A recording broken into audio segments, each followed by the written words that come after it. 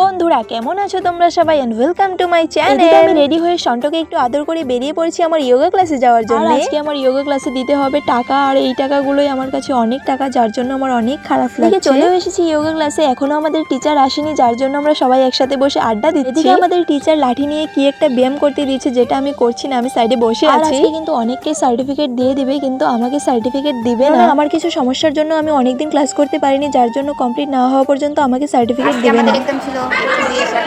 টাকা ইনকাম করছি। আমাদের এক্সাম ছিল, যোগা থেকে ডাইরেক্ট এসেছি আমরা কলেজে, তো এক্সাম দেওয়া হয়ে গেছে। এক্সামে একদম গোল্লা পাবো, বড় ওটা আসলে মিষ্টি একটা, ও তো সব কিছু লিখেছে।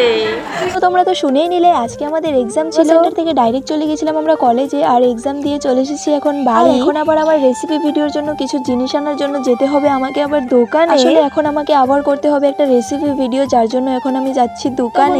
এখন আমি দোকান যাই আর রেসিপি ভিডিও ফলো করতে থাকো। তো আজকের মতো এখানে শেষ করছি, দেখা হচ্ছে রেসিপি ভিডিও।